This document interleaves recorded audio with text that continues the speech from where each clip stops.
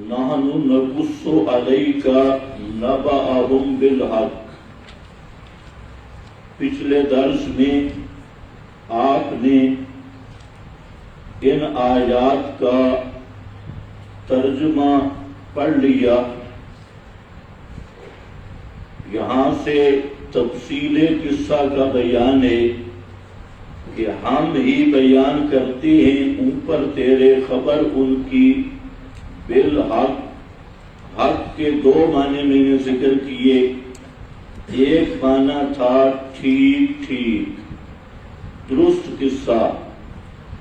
ہم بیان کرتے ہیں انہم فتیۃ آمنوا بربہم، بے شک وہ چند نوجوان تھے جو ایمان لائے اپنے رب کے ساتھ۔ وزدناہم ہدی، اور بڑھا دیا ہم نے ان کو عذر ہدایت کے، بِأَنْ ثبتناہم،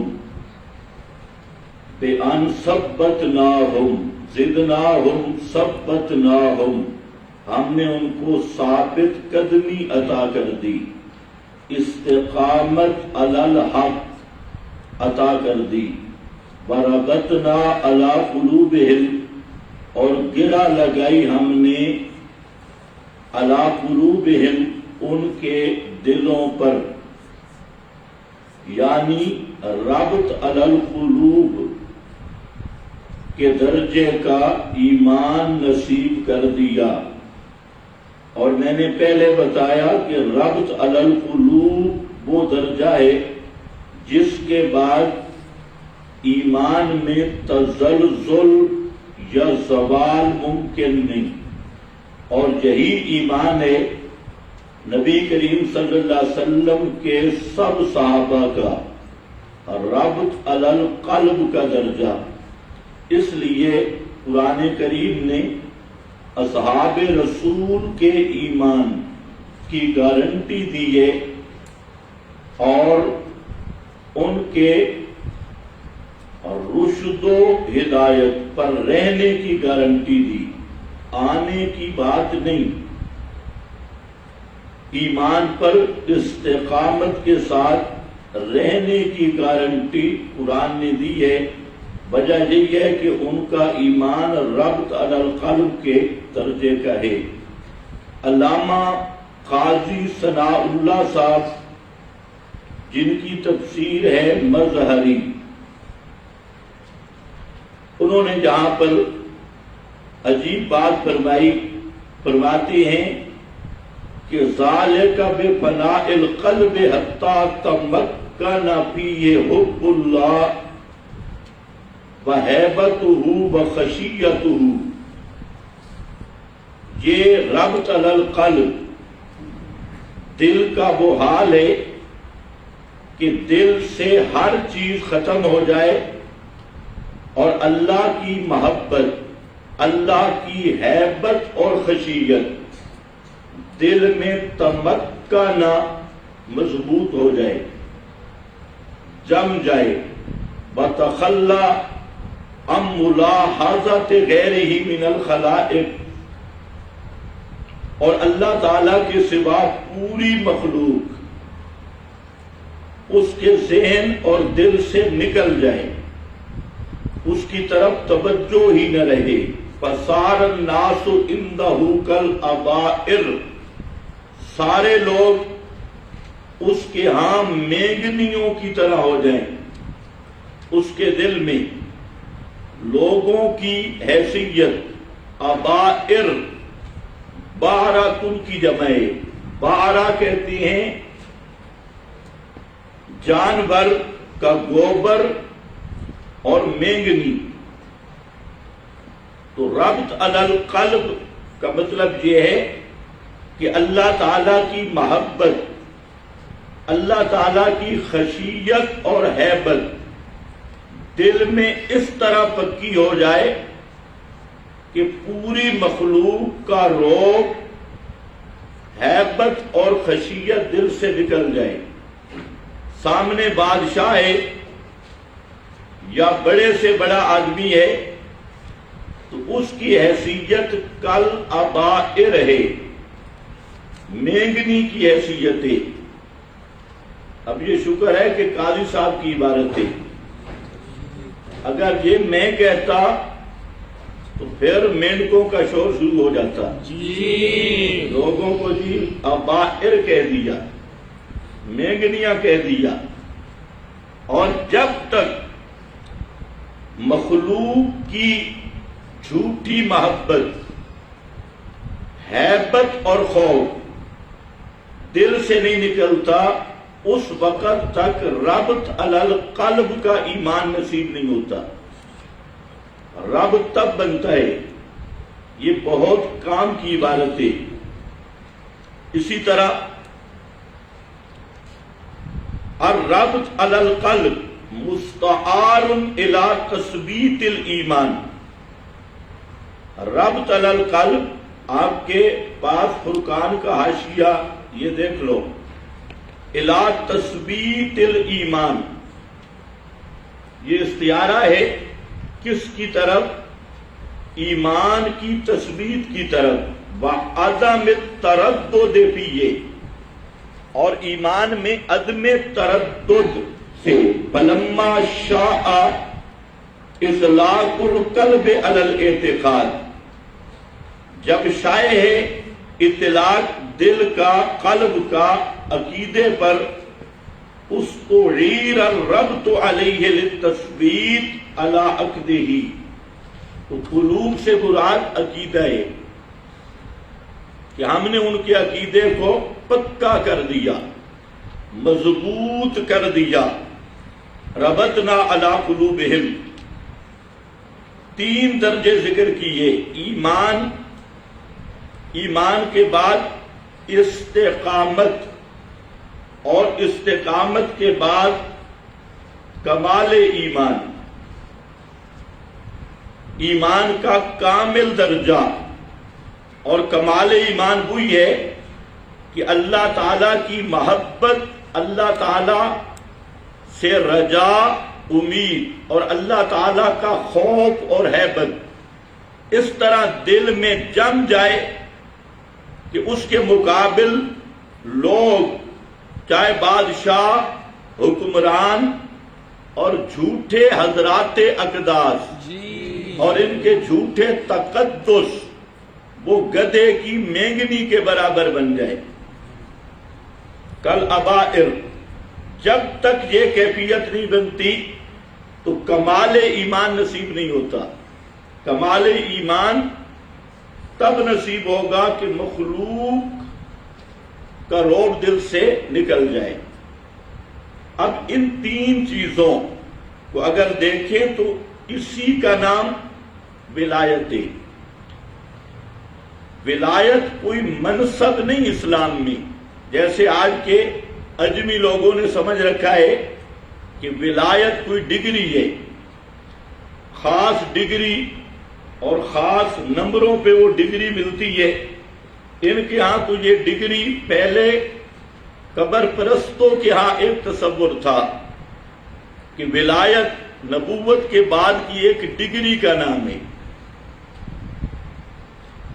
جیسے اہل تشیع نے امامت کو ایک منصب قرار دیا، ایک ڈگری قرار دے دیا کہ امامت ایک منصب ہے اور ڈگری ہے۔ پھر اس ڈگری اور منصب کے لیے انہوں نے اپنی طرف سے بہت ساری چیزیں تراشی کہ ولی اللہ کون ہوتا ہے۔ بریلویوں کے ہاں پہنچا ہوا ولی اللہ وہ ہوتا ہے جو شلوار نکال دے، قمیص بھی نہیں، شلوار بھی نہیں، بالکل الف ننگ دھڑنگ، تو اس کو کہتے ہیں یہ ہے پہنچی ہوئی سرکار۔ وہ گلی سے گندگی کھا رہا ہے، یہ کہتے ہیں یہ پہنچی ہوئی سرکار ہے، اس کو حلال حرام کی تمیز نہیں۔ لیکن اس بریلوی ازم میں وہ پہنچی ہوئی سرکار ہے، اور عورتوں کے پاس بیٹھا ہے، کپڑے نہیں ہیں، اور ننگا بابا، نانگا بابا، تو یہ پہنچی، یہ انہوں نے ایک ڈگری۔ اسی طرح ولایت ملتی ہے جنگلوں میں رہنے سے، غاروں میں چلا جائے وہاں ولایت ملے گی، یا کوئی مخصوص مراقبے اور مخصوص اذکار. اور ہمارے دیوبندیوں کے ہاں مونچھیں بالکل صاف کر دو اور شلوار گھٹنوں پہ لے جاؤ، اوپر سے دوپٹہ کر کے بیٹھ جاؤ، اور مخصوص قسم کی مجالس تو اس کو یہ ڈگری ملتی ہے کہ یہ جی کہ حضرت اقدس ہے. شکر ہے قدوس نہیں کہتے جی، حضرت اقدس اور پہنچی ہوئی سرکار ہے. اور پھر یہ عجمی تصور کہ ولایت سفید بالوں سے ملتی ہے. بوڑھا آدمی ہو وہ ولی بنتا ہے. اتنے سال اس نے سمندروں میں گزارے ہوں، اتنے سال اس نے جنگلوں میں گزارے ہوں. یہ سب تصورات اگر آپ مطالعہ کریں تو ہندو ازم اور بدھ مذہب اور سکھ مت، یہ جتنے باطل مذاہب ہیں ان سے یہ تصورات لیے گئے. اب آپ دیکھیں یہ کون ہے؟ فتیۃ، نوجوان، ابھی تک ان کی داڑھی بھی نہیں آئی، کوئی چلہ نہیں کاٹا، اور کوئی مذعومہ پانی کے سمندروں میں کوئی سالہ سال نہیں گزارے، کسی ایک ٹانگ پہ کھڑے ہو کے وظیفہ نہیں کیا، اور ہیں بھی نوجوان، بوڑھے بھی نہیں. لیکن یہ وہ اولیاء اللہ ہیں جن کو قرآن نے سند دی ہے. یہ خالص اولیاء اللہ ہیں. اور یہ ولایت کس چیز پہ ملی؟ آمنوا بربہم. اصل ولایت جس کا قرآن بیان کرتا ہے وہ ولایت ہے عقیدے میں مضبوط ہونا اور مسئلہ حق کو بیان کرنا. جو آدمی عقیدے میں مضبوط ہوا، توحید کا وفادار بنا، عقیدہ توحید اختیار کیا، اور پھر اس مسئلہ کو ڈنکے کی چوٹ پہ بیان کیا، لا یخافون لومۃ لائم. پھر اس نے یہ پرواہ نہیں کی کہ کون کہاں سے مثلہ کمثل الکلب کا کردار ادا کرے گا، اس نے کبھی اس طرف توجہ نہیں کی. خالص مسئلے پہ جم گیا، بیان کیا. یہ ہے اللہ کا ولی. اور اگر ساری رات مصلی پہ کھڑا ہو، سارا دن روزہ رکھے اور ذکر و اذکار میں مشغول رہے، لیکن مسئلہ توحید کو بیان نہیں کرتا، تو وہ خدا کا مجرم ہے، اللہ کا ولی نہیں ہے، اور وہ ولی و شیطان ہے. تو ولایت کا اصل معیار مسئلہ توحید ہے. اس لیے یاد رکھو، آج دیوبندیوں میں بھی بڑے جھوٹے کذاب پیر کھڑے ہو گئے، اور اسی رضاخانی طرز پہ جو توحید سے گونگے ہیں، کبھی مسئلہ توحید نہیں بیان کریں گے. اگر کریں گے تو گول مول کر کے مسئلہ توحید، سارے مسئلے بیان کرتے ہیں لیکن مسئلہ توحید کے غدار ہیں، اور مسئلہ توحید کے قریب کبھی نہیں جائیں گے. ساری اردا گرد کی بات سے اور دوسرے مسائل، تو یہ اصل علامت ہے اولیاء اللہ کی. پورے قرآن نے جو اولیاء اللہ کا تعارف پیش کیا جیسے یہاں ہے، اور پھر سورہ یاسین میں ایک ولی کا تذکرہ کیا، صاحب یاسین، اس کی بھی تقریر دیکھ لو، وہ بھی خالص توحید پر مبنی ہے. ایک سورہ حامیم مومن میں ولی کا تذکرہ آیا، قال رجل مؤمن من آل فرعون، اس کی تقریر بھی دیکھ لو، خالص توحید پر مبنی ہے. حضرت مریم ولیہ کا تذکرہ آیا توحید کے سیاق میں. تو اس طرح جتنے حضرت لقمان کا تذکرہ آیا وہ بھی ولی اللہ ہے، تو اس کا تذکرہ بھی یا بنی لا تشرک باللہ، ان الشرک لظلم عظیم، اس کا تذکرہ بھی توحید سے شروع ہوا۔ تو اس لیے قرآن پاک میں سورہ یونس میں فرمایا الا ان اولیاء اللہ لا خوف علیہم ولا هم یحزنون، اولیاء اللہ پہ خوف بھی نہیں ہوگا، غمگین بھی نہیں ہوں گے۔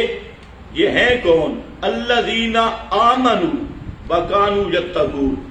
الذین آمنوا، ولایت کی بنیاد ایمان ہے، اور ایمان کی بنیاد تسلب فی التوحید ہے۔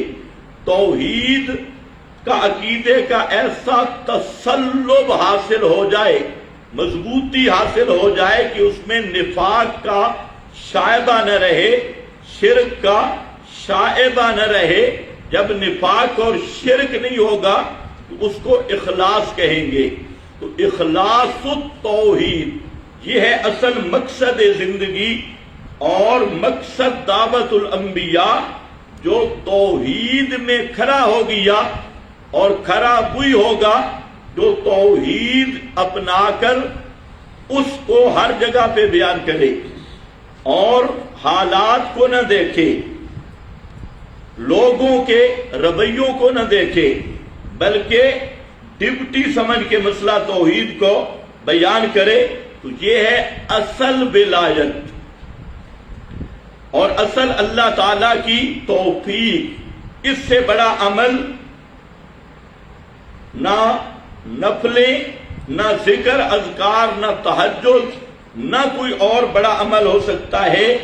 دعوت الی التوحید یہ سب سے بڑا عمل ہے، اور یہی عمل ہے تمام انبیاء اور صلحاء کا۔ جتنے اولیاء اللہ گزرے سب نے اصحاب کہف کی طرح توحید بیان کی۔ یہ تو بعد میں آگئے مجاور، پہلے اللہ والے تھے۔ شیخ عبد القادر جیلانی یہ اللہ کے ولی تھے، ان کی 3 کتابیں میرے پاس ہیں، ایک فتوح الغیب ہے اور ایک الفتح الربانی، یہ بھی شیخ کی کتاب ہے، الفتح الربانی فتوح الغیب، اور ایک غنیہ جو ان کی طرف منسوب ہے۔ تو شیخ کی ان کتابوں میں خالص بالخصوص فتوح الغیب، الفتح الربانی خالص اللہ تعالیٰ کی توحید پر مبنی ہے اور درس توحید پر ہے۔ تو خلاصہ یہ نکلا کہ ولایت چلے لگانے سے یا چلے کاٹنے سے نہیں ملتی، ولایت دریاؤں، جنگلوں اور پہاڑوں میں رہنے سے نہیں ملتی، ولایت اللہ تعالیٰ کی توحید کی غیرت کرنے سے ملتی ہے۔ جس آدمی میں توحید کا عقیدہ اور تسلب اور توحید کی غیرت موجود ہے وہ اللہ تعالیٰ کا ولی ہے۔ اور اگر توحید کا دعویٰ کر رہا ہے اور مشرکوں کے جنازے بھی پڑھتا ہے، کوئی مشرک بدعتی مر جائے تو تعزیتی پروگرام بھی اس میں بھی شرکت کرتا ہے، تو یہ مواحد نہیں، یہ منافق ہے۔ اس کے اندر توحید کا تسلب نہیں، اس کے اندر نفاق ہے، اخلاص نہیں۔ دعوے توحید کا لحاظ یہ ہے کہ من احب للہ و ابغض للہ، 2 چیزیں پیدا ہوتی ہیں جب ایمان میں مخلص ہوتا ہے کہ احب للہ، اس کی محبت بھی اہل توحید کے لیے، اور اس کا بغض مشرکین اور مبتدعین کے لیے۔ اللہ تعالیٰ کے لیے ہونے کا یہی مطلب ہے کہ اہل توحید سے محبت اور اہل الشرک والبدع سے نفرت۔ آج یہ چیز ختم ہو رہی ہے، وجہ یہ ہے کہ اخلاص ختم ہو رہا ہے۔ اخلاص التوحید یہ ہے کہ مومنین کے ساتھ محبت اور مشرکین اور مبتدعین کے ساتھ بغض۔ آج بعض لوگ ہیں وہ مبتدعین اور مشرکین کے ساتھ دوستی لگانے پر فخر کرتی ہے، جوڑ، اور اپنوں سے بگاڑنے پر وہ اپنی لیاقت سمجھتے ہیں۔ تو یہ توحید کے ساتھ مذاق ہے۔ اصل بات یہی ہے جو اللہ کے ہاں مقبول چیز ہے وہ اخلاص التوحید ہے، توحید پر مخلص ہو جانا، ایک بات۔ دوسری بات جہاں سے یہ بھی ثابت ہوئی کہ اذ قاموا، بادشاہ نے دھمکیاں دی، ڈرایا دھمکایا، اور بہت ظالم بادشاہ تھا، کئی قسم کے ظلم کرتا۔ اذ قاموا متعلق ہے ربطنا کی، ہم نے ربط لگایا کب؟ جب ڈٹ گئے۔ اذ قاموا، تو قاموا کے دو معنی میں نے ذکر کیے، ایک تو قیام کا متبادر معنی ہے، کھڑے ہونا، جو قعود کے مقابلہ میں، بیٹھنے کے مقابلہ میں۔ دوسرا قاموا ڈٹ جانا، ڈٹ جانا۔ قام فلان الی کذا اذا اعتزم علیہ بغایۃ الجد، جب کمر کس لے اور ڈٹ جائے اور کسی کی پرواہ نہ کرے، بل مراد ہو بے قیامہم انتصابہم لاظہار شعار الدین، علامہ ابو سعود کی عبارت ہے، بل مراد بے قیامہم انتصابہم لاظہار شعار الدین۔ قیام سے مراد ہے اقامت توحید کے لیے ڈٹ جانا۔ کیا لفظ میں نے بولا؟ اقامت اونچے بولو، قیامت اقامت توحید، توحید کی اقامت کے لیے ڈٹ جانا۔ اور اقامت توحید کا ابتدا اور تمہید دعوت الی التوحید ہے، اور اس کا اخیر نفاذ توحید ہے، توحید کا اجتماعی رنگ ہے، یہ بھی اقامت التوحید۔ آج لوگ بیان توحید، اول تو 95% لوگ توحید بیان ہی نہیں کرتے، اور جو 5% کر رہے ہیں ان میں بھی اکثر پیسے کے لیے اور فیسوں کے لیے تجارت بنائی، اور وہاں پر فیس مقرر ہوتی ہے مولانا صاحب کی، خطیب صاحب کی، اور وہ فیسیں پیسے لے کر مسئلے میں تلبیس اور کتمان کر کے اور لوگوں کو خوش کرنا مقصود ہوتا ہے۔ تو اصل جو انبیاء اور صالحین کا مشن ہے وہ اقامت التوحید ہے، توحید کا قائم کرنا۔ اور اقامت التوحید خود عقیدہ اخلاص توحید والا، اور اس کو اخلاص کے ساتھ بیان کرنا، لا اسألکم علیہ اجرا، اس کو خالص اللہ کی رضا کے لیے، دعوت بھی خالص اور نیت بھی خالص۔ تو پھر یہ بنیاد بنتی ہے اقامت التوحید کی، جس کا آخری منزل ہے ملک میں توحید کا نظام کا نافذ ہونا، جس کا دوسرا عنوان ہے توحید کا اجتماعی رنگ۔ اور جب تک اقامت توحید پہ کام نہیں ہوتا تو اپنے آپ کو توحید کے عنوان پر دھوکہ دینا ہے، وہ توحید نافع نہیں ہوگی، کیونکہ اس میں اخلاص نہیں۔ نافع توحید وہی ہے جس میں اخلاص ہے۔ انہم فتیۃ آمنوا بربہم، ہاں اذ قاموا، جب ڈٹ گئے، کس کے لیے ڈٹ گئے؟ اقامت التوحید کے لیے، اقامت توحید کے لیے کھڑے ہو گئے، ڈٹ گئے۔ فقالوا مفتخرین المدارک، علامہ نصفی کہتے ہیں، کہا بڑے فخر کے ساتھ، بڑے ناز کے ساتھ،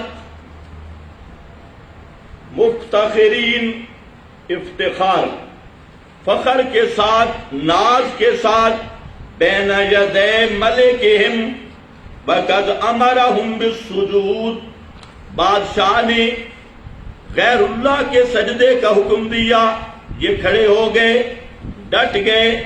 فقالوا ربنا، پس کہا انہوں نے، مفتخرین کا کیا معنی ہے؟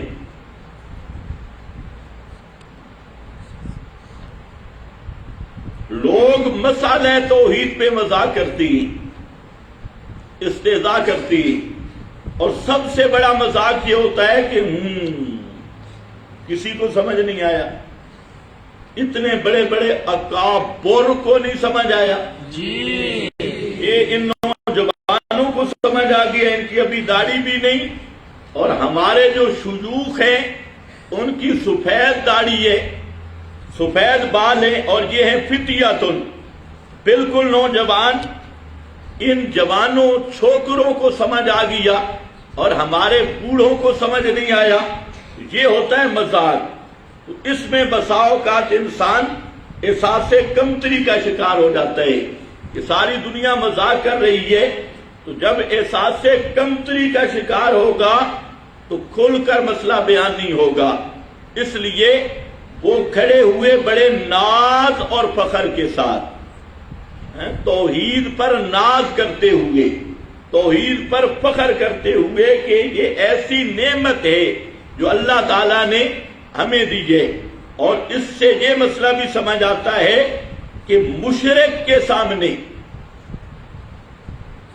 اکڑنا بھی عبادت ہے جی، مشرک کے سامنے سینہ تان کے کھڑا ہونا یہ بھی عبادت ہے۔ کیوں؟ مشرک کو جلانا یہ سب سے بڑی عبادت ہے۔ تھوڑی سی تیلی لگا دو،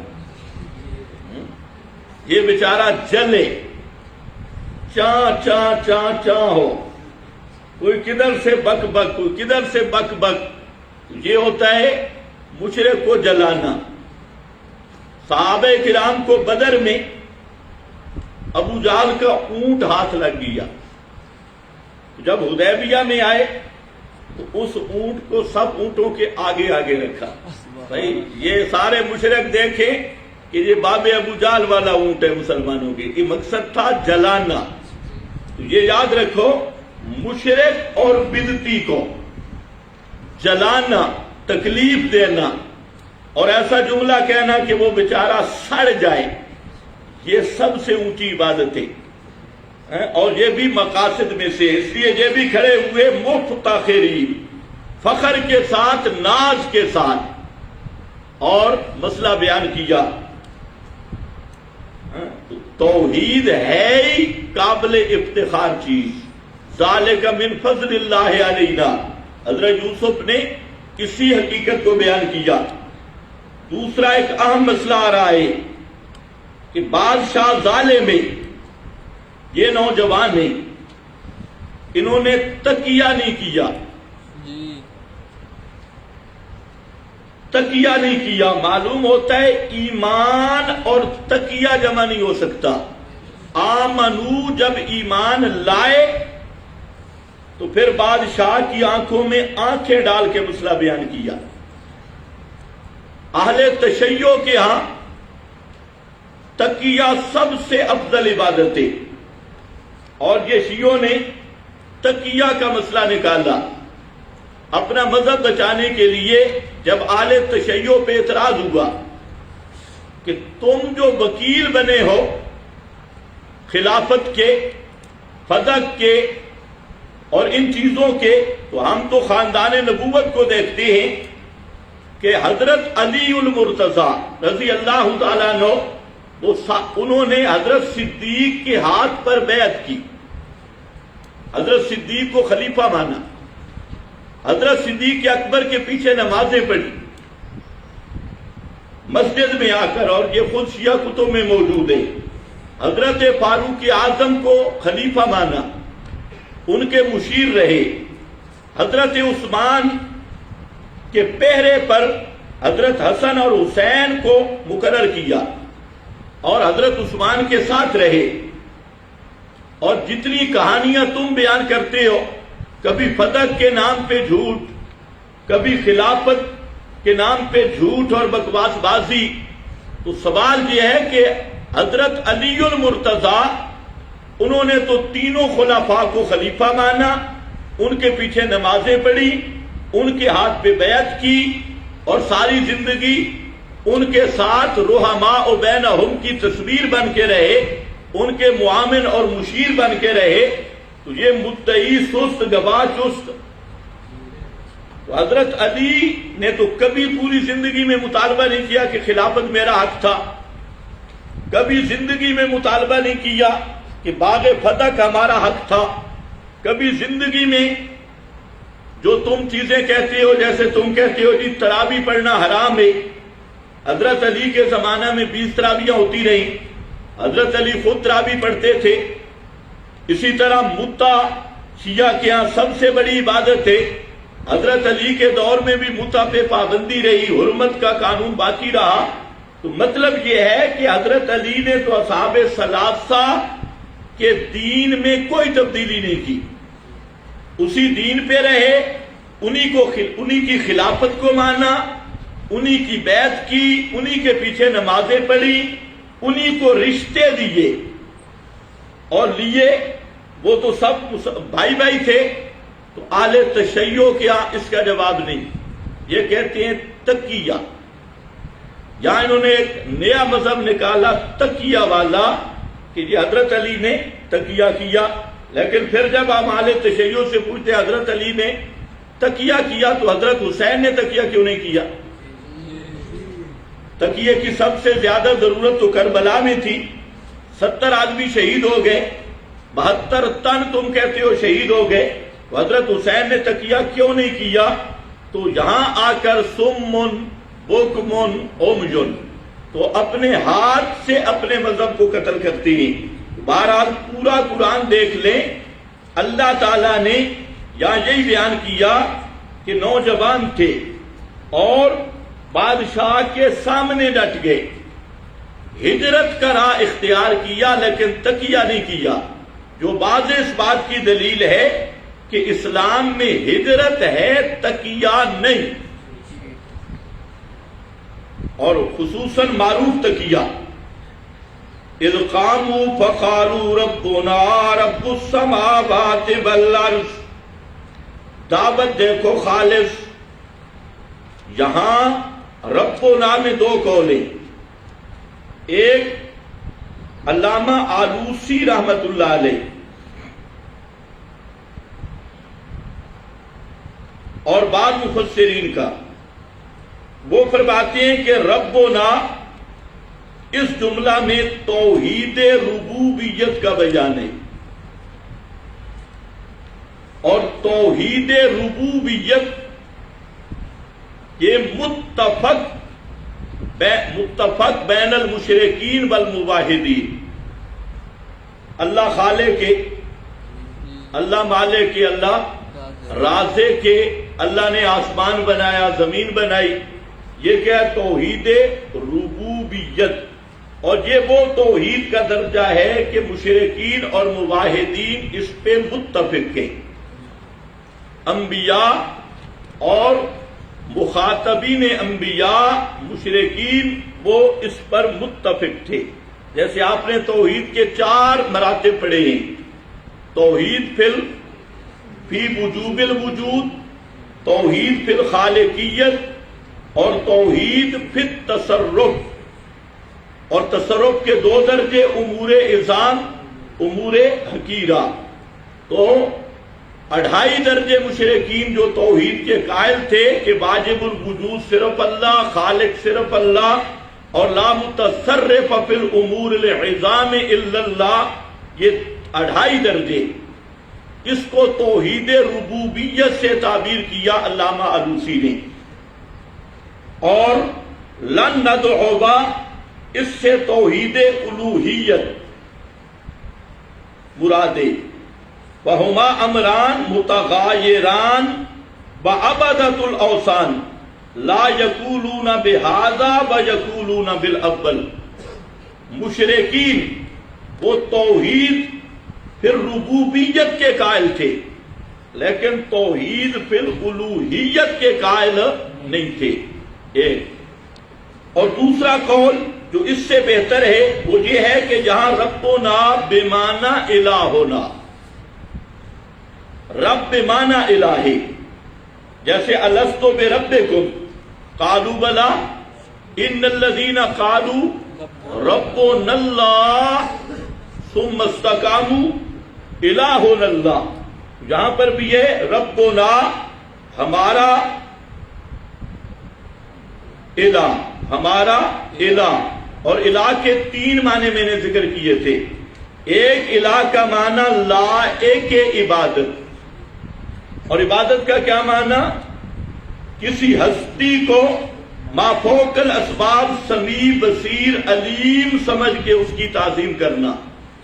اور دوسرا الہ کا معنی لائق پکار، شور و پکار کے لائق، فریاد رس، حاجت روا، مشکل کشا۔ اور تیسرا مطاع حقیقی، مطاع مطلق، مطاع حقیقی، ربنا رب السماوات والارض، ہمارا الہ اور مشکل کشا، حاجت روا۔ بادشاہ نے پوچھا تم کس کی عبادت کرتی ہو، کس کو پکارتی ہو، یہ نیا دین تم نے کہاں سے لیا؟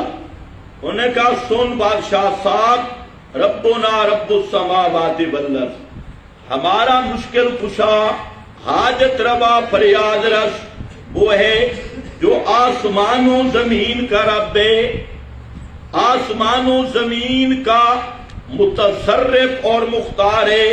لن ندعو من دونہ الہا، ایک ہے عربی میں لا ندعو، ایک ہے لن ندعو، دونوں میں فرق ہے۔ جاءوا بلن لأن النفی بها ابلغ من النفی بغیرها، لا اور لا ناصبہ میں فرق ہے۔ آپ نے پڑھا ہے لا یضرب کا معنی اور لن یضرب کا معنی ہرگز نہیں مارے گا، ہرگز، اس میں کیا ہوتا ہے؟ مبالغہ، تاکید زیادہ ہے۔ حتیٰ قیل انہ یفید استغراق الزمان فیکون المعنی لا نعبد عبدا من دونہ الہا، اے معبودا آخر لا استقلالا ولا اشتراکا۔ دیکھا یہ کون ہے؟ ہاں، روح المعانی کا حوالہ ہے۔ فرماتے ہیں کہ یہاں انہوں نے لن ندعو، ایک تو تاکید آئی، اور مختصر میں آپ نے پڑھا ہے کہ تاکید ہوتی ہے منکر کے مقابلہ میں۔ تو سامنے تھا مشرک، اور یہ بھی ممکن ہے اس نے کہا ہو کہ ہمارے بابے کو بھی تھوڑا سا پکارو، ہؤلاء شفاؤنا عند اللہ، کم از کم یہ کہ استشفاء کے قائل بن جاؤ۔ استشفاء، جیسے آج کا مشرک کم از کم درجہ کیا ہے؟ استشفاء، کہ قبر پہ جا کے کہو بابا ادعو اللہ، میں تیرے پاس آیا ہوں اور ہوں بھی دیوبندی بے ایمان جی، میرا اور تو عقیدہ کوئی نہیں، صرف اتنا ہے ادعو اللہ، تو دعا کر، دعا چا کر بھائی، دعا چا کر کہ میری دکان چل پڑے، یہ ہے استشفاء۔ تو یہی ابو جہل کا عقیدہ تھا، ہؤلاء شفعاؤنا عند اللہ، یہ کر نہیں سکتے لیکن کروا سکتے ہیں۔ ہاں بھائی دیکھو، یہ سارے لڑ کروانے کی قائل ہے، استشفاء۔ ہاں بھائی، لن ندعو من دونہ الہا، ہرگز نہیں پکاریں گے، مرتے مر جائیں گے۔ لن ندعو، دونوں چیزیں، استغراق زمان بھی ہے اور تاکید بھی ہے۔ مرتے مر جائیں گے، ہمارے وجود کے ٹکڑے کر دو، لیکن پھر بھی ہم نہیں پکاریں گے، تقیاتن بھی نہیں پکاریں گے، تقیاتن بھی نہیں پکاریں گے۔ لن ندعو من دونہ الہا، ہرگز نہیں پکاریں گے اس کے سوا کسی کو مشکل کشا سمجھ کر، حاجت روا سمجھ کر، فریاد رس سمجھ کر۔ لقد قلنا اذا شططا. آج کے جو پیر ہیں اس طرح مسئلہ بیان کرتے ہیں؟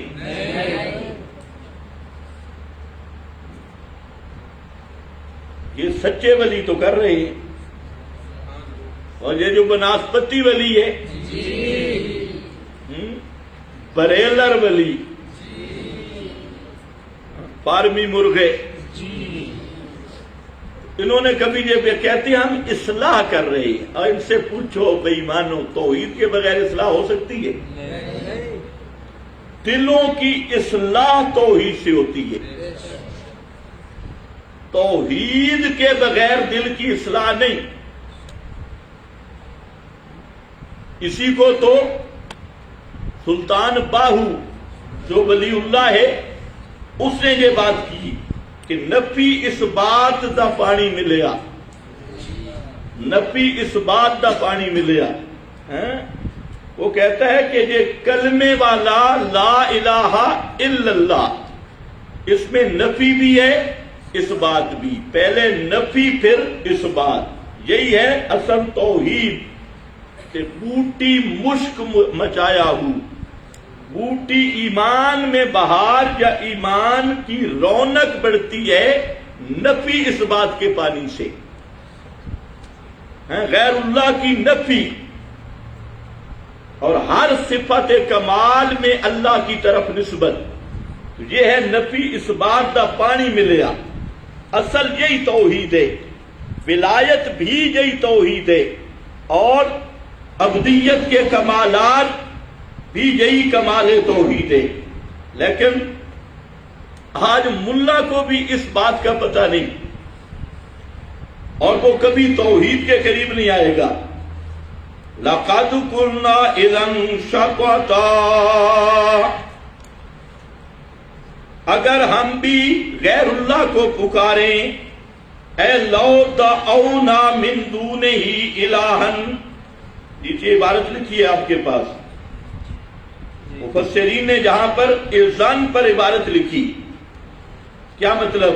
لو دعونا من دونہ الہن واللہ لقد قلنا قولا خارجا عن حد العقول مفرطاً فی الظلم. مفرطاً فی الظلم. اگر ہم اللہ کے سوا کسی نبی کو پکاریں، کسی ولی کو پکاریں، کسی فرشتہ کو پکاریں، کسی اور کو اللہ تعالی کے سوا فریاد رس سمجھ کر، ما فوق الاسباب سمیع بصیر سمجھ کر اگر ہم پکاریں تو پھر ہماری حالت کیا ہوگی؟ ہم بھی عقل کے بھی دشمن ہوں گے اور ظلم میں حد سے بڑھنے والے یعنی کافر بن جائیں گے. تو کیا نکلا؟ فتویٰ لگایا کہ نہیں لگایا؟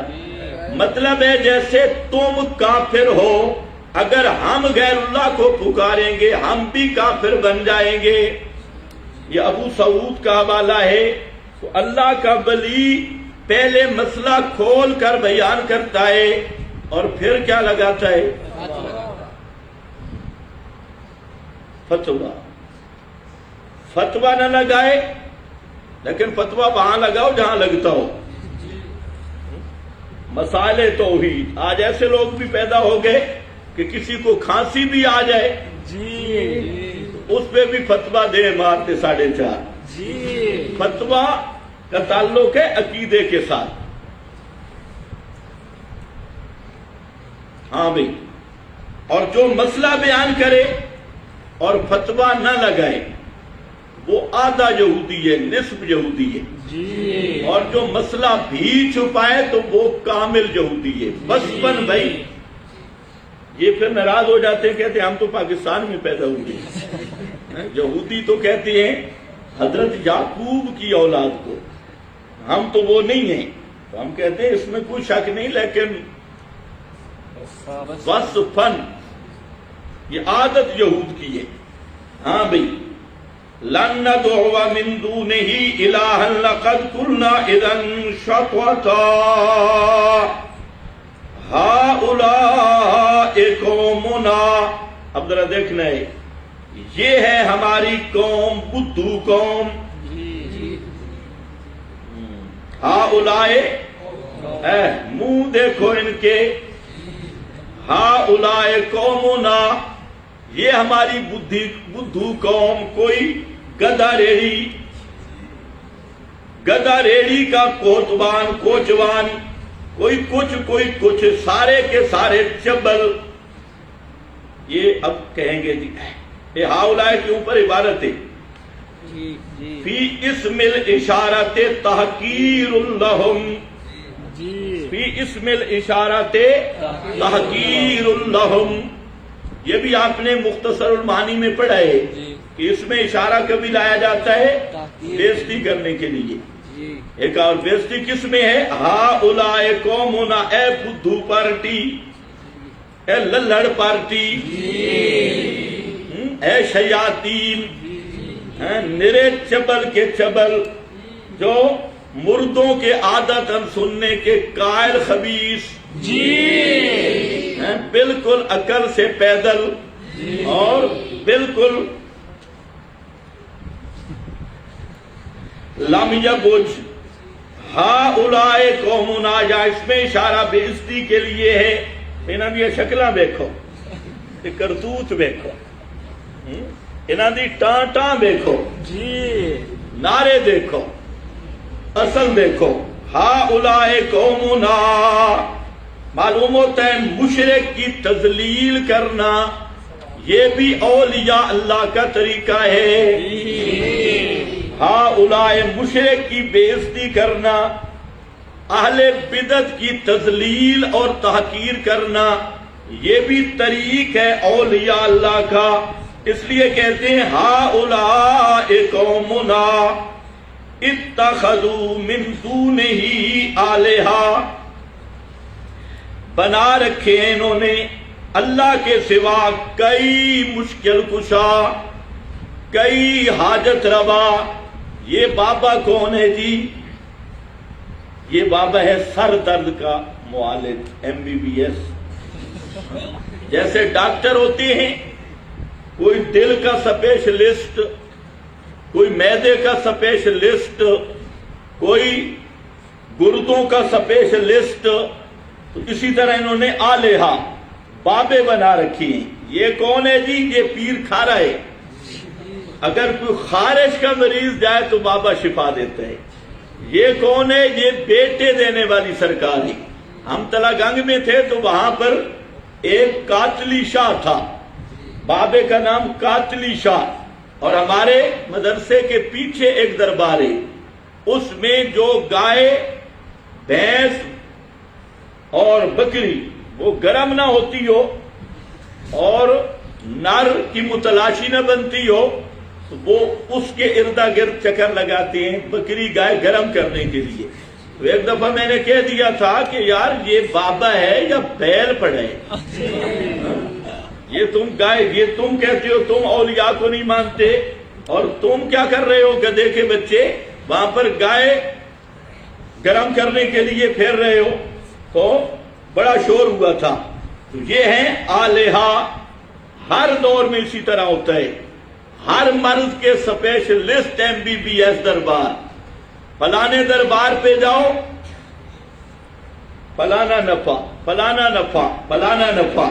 اتخذوا من دونہ آلہۃ لولا یأتون علیہم بسلطان بین. یہ بڑا بھاری کام ہے.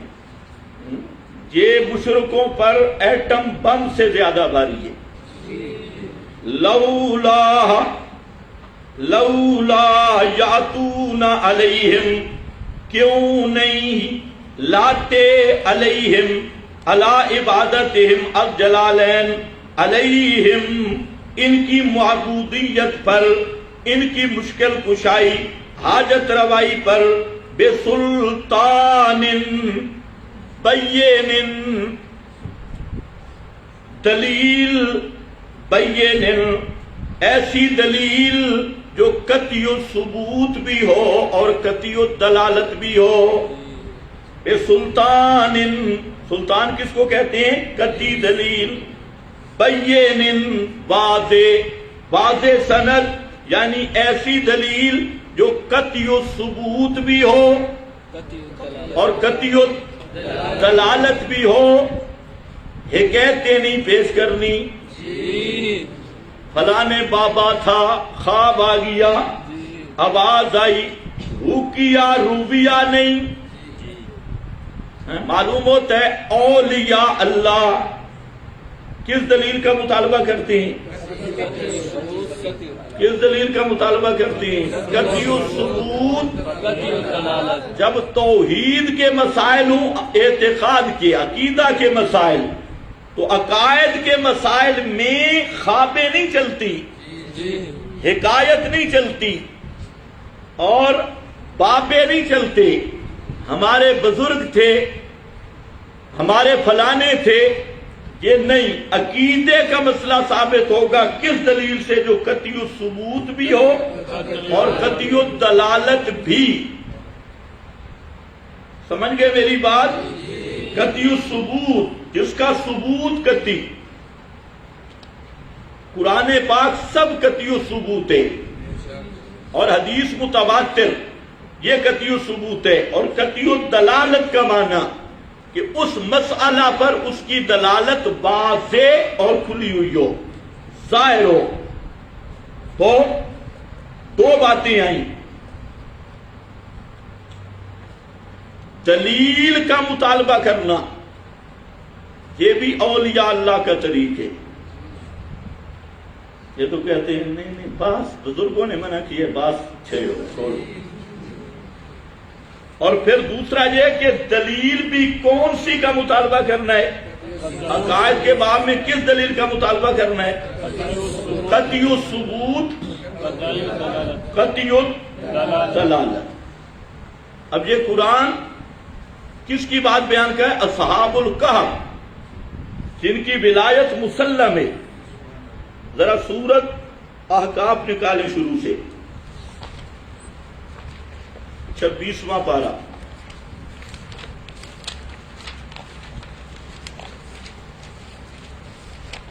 یہ مطالبہ مشرک پر بھاری ہے۔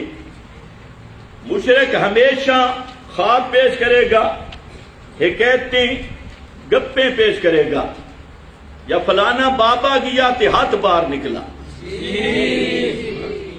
فلانا بابا گیا تو فلاں، بھائی اس کی کوئی سند۔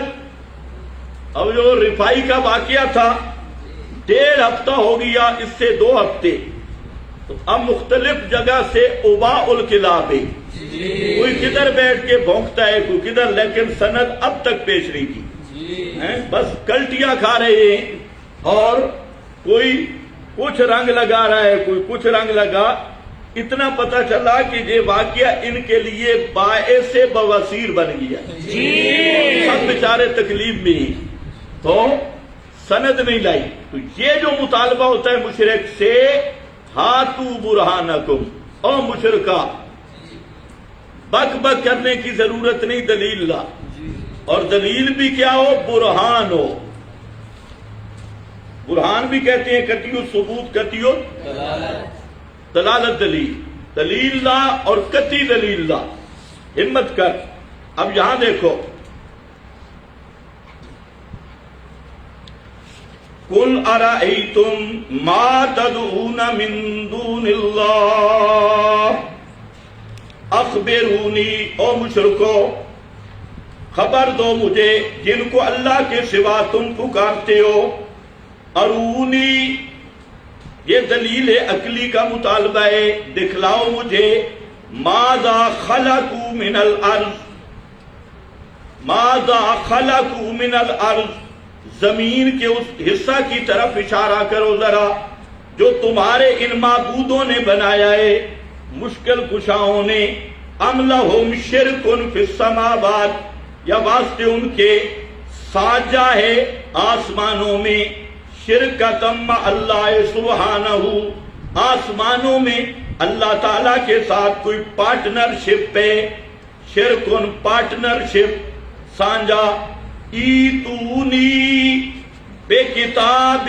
من قبل ھذا، یہ مطالبہ ہے جی ایتونی لے آؤ بے کتاب من قبل ھذا القرآن، اس قرآن سے پہلے جو اللہ تعالیٰ کی منزل کتابیں ان میں سے کسی کتاب کا حکم لاؤ، او اثارت من علم، یا جو مدون نہ ہو، نقل ہو لیکن نقل متواتر ہو، من علم من ظن نہیں، علم قطعی نقل ہو، ان کنتم صادقین، اگر ہو تم، ان کنتم اگر ہو تم صادقین، سچے، اس باب میں تم سچے ہو۔ اور مشرکوں کے یہ سنتے بھی ہیں، ہاتھ بھی باہر نکالتے ہیں، ان کنتم صادقین، دلیل کوئی نہیں تو پھر سنو، ومن اضل، پھر تم سے بڑا کافر بھی کوئی نہیں، ومن اضل ممن یدعو من دون اللہ، یہ قرآن کا فتویٰ ہے بھائی، دلیل لاؤ، دلیل نہیں تو پھر تم سے بڑا کافر بھی کوئی نہیں۔ سورۃ الانعام میں، سورہ المومنون میں، سورہ النمل میں سب مقامات اسی پر ہیں کہ مشرک سے دلیل کا مطالبہ کرو۔ آج تک کوئی بدعتی، کوئی مشرک وہ اپنے عقیدے پہ دلیل نہیں پیش کر سکتا سوائے بکواس بازی کے، بک بکٹیشن کے۔ تو یہ اصل معیار ہے۔ اب کیا کہتے ہیں جی، مماتی یہ مطالبہ کرتے ہیں، ہم کہتے ہیں جی پرانے مماتیوں نے بھی یہی کیا، ہاں تمہارے آباء و اجداد سے اصحاب کہف نے یہ بات کی کہ قطعی دلیل لاؤ۔ ہاں یہ اولیاء اللہ، حل عندکم من علم، اور سورہ انعام میں فَتُخْرِجُوهُ لَنَا، ہے تمہارے پاس کوئی دلیل، علم ظن نہیں، علم قطعی دلیل، فَتُخْرِجُوهُ لَنَا، ذرا تھیلا نکالو، وہ دلیل تو پیش کرو۔ اب یہ بے ایمان کیا کہتے ہیں، الانبیاء احیاء فی قبورہم، یہ متواتر ہے، اور بے ایمان نہ تواتر کی تعریف کر کے ذرا منطبق تو کرو، تواتر کہتے کس کو ہے، تواتر کس چیز کا نام ہے؟ ایک مولوی صاحب مجھے کہنے لگا کہ یہ متواتر ہے، میں نے کہا مولوی صاحب اس کا تواتر ثابت کر، کہتے ہیں سیوطی نے کہا ہے۔ یہ علم حدیث کا نیا اصول آیا کہ قال سیوطی، سیوطی جس کو متواتر کہے وہ متواتر ہے۔ تو میں نے کہا مولوی صاحب اس طرح آپ متواتر کی تعریف نے بگاڑی، اہل اصول نے تواتر کی کیا تعریف کی؟ ایک قول، کم از کم 10 صحابہ، 10 تابعین، چلو اسی پہ لائیں، انہوں نے تو 70 72 تک گئے، 100 تک گئے، 10 لائیں صحابہ تابعین اور 10 مصنفین تک، کہتے نہیں میں کہتا ہوں متواتر۔ میں نے کہا اگر تو کہے تیرا بلد الحرام ہونا متواتر ہے، مان لے گا، دعوی کرنا ہے نا۔ یہ ایسی چبل پارٹی ہے اور شٹلیات، نرے جھوٹ۔ بھائی یہاں تو اہل سنت کا ضابطہ ہے کہ بخاری مسلم کی صحیح و سند سارے راوی ثقہ ہوں، متصل سند ہو، اس کی سند متصل ہو اور سب راوی ثقہ ہوں، باب عقائد میں وہ بھی حجت نہیں ہے، دلیل نہیں، کیونکہ عقیدہ ثابت ہوتا ہے سلطان بین سے، سلطان بین، اس پہ حوالے بھی دیکھ لو، بسلطان بین بحجت ظاہرۃ الدلالہ، وہ بھی حجت اور قطعی الدلالت علی مدعاہم فإن الدین لا یؤخذ الا بہ، دین اور عقیدہ قطعی دلیل سے ثابت ہوتا ہے، خوابوں سے عقیدہ ثابت نہیں ہوتا، کاشف سے عقیدہ ثابت نہیں ہوتا، مراقبوں سے عقیدہ ثابت نہیں ہوتا، خیالی تصورات سے عقیدہ ثابت نہیں ہوتا، بزرگوں کے اقوال سے عقیدہ ثابت نہیں ہوتا، اور اخبار آحاد سے عقیدہ ثابت نہیں ہوتا۔ یہ میں کہہ رہا ہوں یا یہ بابا کہہ رہا ہے؟ علامہ آلوسی ہے فَإِنَّ الدِّينَ لَا يُؤْخَذُ إِلَّا بِهِ۔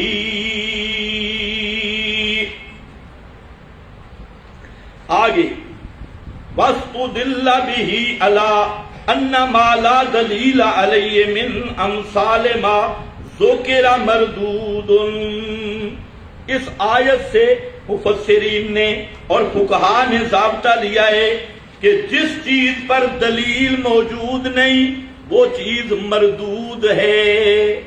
وہ چیز کیا ہے؟ وہ چیز کیا ہے؟ اونچے بولو، اونچے کوئی مر تو نہیں کیا؟ وہ چیز کیا ہے؟ اونچے بولا کرو کہ آپ میں بھی کوئی مریض ہو تو اس کا مرض ختم ہو جائے۔ امثال ما ذکر مردود۔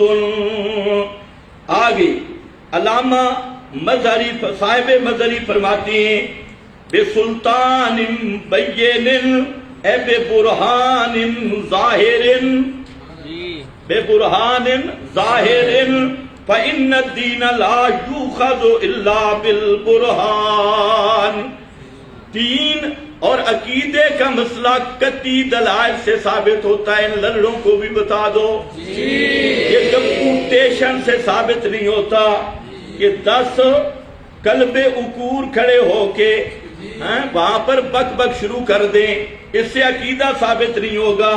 عقیدہ ثابت ہوتا ہے بالبرہان والظن والتقلید لا یجوز اتباعہ فی العقائد۔ زن اخبار آحاد، خواب، کشف، مراقبے، بابے نے فرمایا، سجودی نے فرمایا، دریاتی نے فرمایا، سبکی نے فرمایا، ہمارے جو اکابر تھے فرمایا لا یجوز اتباعہ فی العقائد۔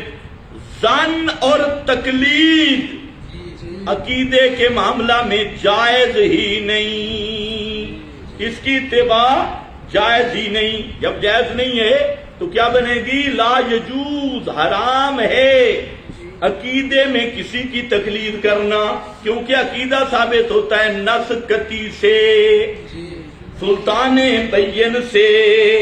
اسی طرح آگے فرماتے ہیں، کچھ سمجھ آ گئی یا نہیں آ گئی؟ اب یہ اعتراض تو ختم ہو گیا، یہ قرآن پڑھتے ہیں معنی اپنا کرتی ہیں، یہ اپنا معنی نہیں ہے، یہ مفسرین نے معنی کیا۔ بسلطان بین فمن اظلم ممن، دیکھا آیا فتویٰ، فمن اظلم، فتویٰ پہلے بھی آیا، ڈبل فتویٰ ہے۔ فمن اظلم، کون بڑا ظالم ہے، ممن، اس آدمی سے، افترا علی اللہ کذبا، جو گھڑ لے اوپر اللہ کے جھوٹ۔ رسول اللہ پہ جھوٹ بولنا بھی افتراء علی اللہ ہے، کیونکہ رسول مکرم صلی اللہ علیہ وسلم دین احکام کے معاملہ میں اللہ تعالیٰ کے نمائندے ہیں۔ اللہ تعالیٰ کے کیا ہیں؟ نمائندے ہیں۔ پیغمبر احکام میں اللہ تعالیٰ کا نمائندہ ہوتا ہے تبیین اور توضیح کے اعتبار سے۔ تو بہرحال اللہ پہ جھوٹ بولنے والا بھی سب سے بڑا ظالم، اور رسول اللہ پہ جھوٹ بولنے والا بھی سب سے بڑا ظالم۔ لوگوں کو یہ بات سمجھ نہیں آتی جب ہم جھوٹی روایات پہ رد کرتے ہیں، ہم اپنی طرف سے تھوڑے ہی کرتے ہیں، محدثین نے رد کر رکھا ہے، اللہ کی ان پہ رحمت ہو، ہم تو بیان کرتے ہیں کہ جھوٹی روایات آپ کی طرف منسوب نہ کی جائیں۔ اب یہ شیاطین کھڑے ہوتی ہیں جن کے دلوں میں اپنے مولویوں کا تقدس اور مولویوں کی طہارت اور تقوی پیغمبر سے معاذ اللہ بڑا ہوا ہوتا ہے، تو یہ نبی کریم علیہ السلام پر تو جھوٹ کو برداشت کرتے ہیں اور اپنے مولویوں کے تقدس کو بچانے کے لیے ایک جھوٹ کے 100 جھوٹ بولتی ہیں۔ اس لیے مسئلہ ہے کہ جھوٹی روایت، ضعیف روایتیں بیان کرنا جب تک ان کا ذوق اور موضوع ہونا ساتھ بیان نہ کیا جائے، ایسا بیان کرنا حرام ہے۔ بعض علماء نے تو جہاں تک لکھا ہے کہ جو رسول اللہ صلی اللہ علیہ وسلم پر آپ کی طرف جھوٹی بات کی نسبت کرے تو وہ آدمی کافر ہو جاتا ہے، اور ان کا یہ استدلال صحیح ہے، وَمَنْ أَظْلَمُ مِمَّنِ افْتَرَىٰ عَلَى اللَّهِ كَذِبًا۔ وآخر دعوانا